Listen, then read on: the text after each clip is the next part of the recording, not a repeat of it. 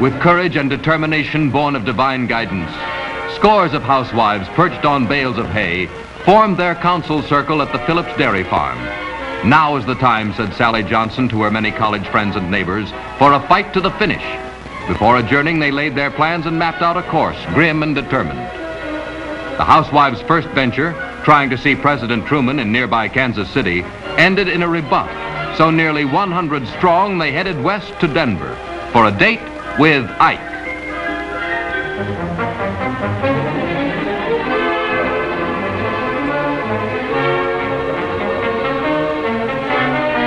A near tragedy was averted by a youthful sprint and Grace Stockwell's forgotten suitcase.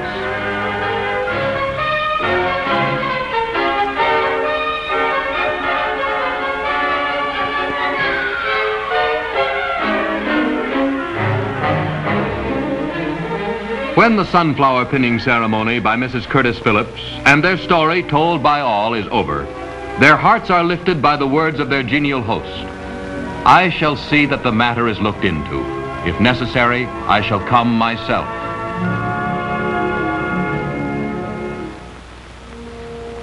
Possibly Kansas Governor Arn sees the housewives of Blue Valley looking his way. For his information and guidance, he requests an independent engineering survey of the flood problem. Republican Congressman Albert Cole, the fence jumper, now siding with the Army engineers, slightly inconveniences these housewives, but only momentarily. They simply hold a caucus on their party line. Howard S. Miller, a Democrat with practical experience in watershed treatment, was their man. And with him came more problems. Campaign funds needed, so a white elephant sale. $1,600 raised in one day. Men folks raised cane for the next several days, swapping for their own hats, coats, and shoes. And the campaign fight is on. Party lines are forgotten. Old-timers stare in amazement. The fighting housewives of Blue Valley are on the march, thanks to the Army engineers. Then comes their first indication of victory. General Potter, now in charge of Tuttle Creek Dam, normally a mild-mannered man, explodes publicly, calling the Valley people nitpickers and crackpots.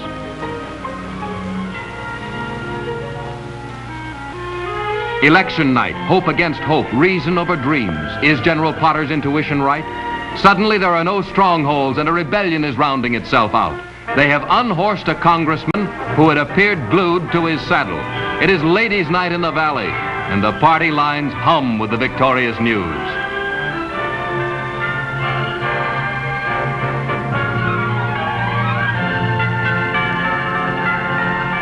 Their candidate, Democrat Miller, is on his way to Washington from a nearly 100-year Republican stronghold.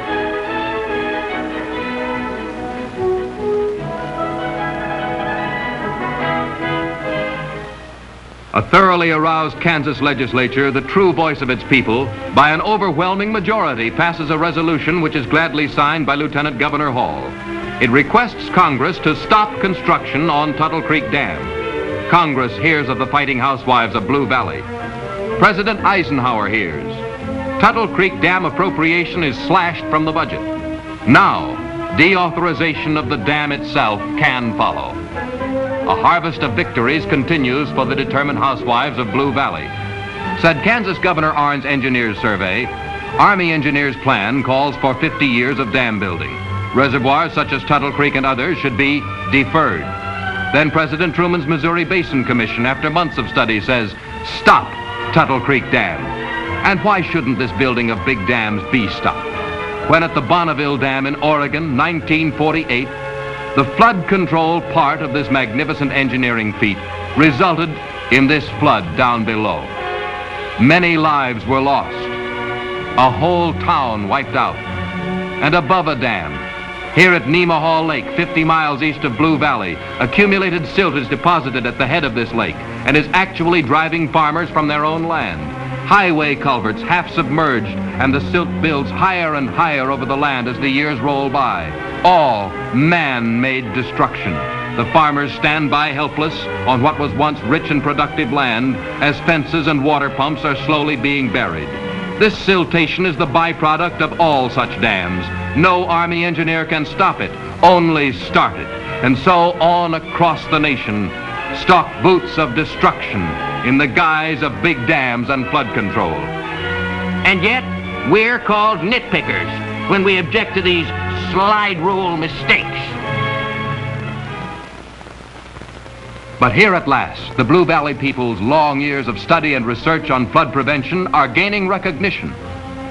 Glenn Stockwell, president of the Blue Valley Study Association, points out that flood prevention starts with water management, and water management starts at the ridgepole of divides and continues all the way down the watershed. Untrapped raindrops, robbing topsoil, carrying silt into a stream, are building into a flood. So stop the water where it falls and prevent floods. But there have always been floods, cry big dam boosters.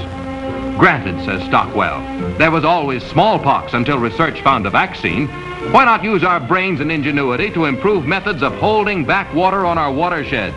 Contour cultivation is one of them. Multiply these plowed furrows and the water holding capacity will equal the computed capacity of Tuttle Creek Dam, and the soil is left to produce. Next, water terraces have an even greater water catching capacity. And here is the small, low-cost retarding dam, many of them if necessary, to prevent that flood below.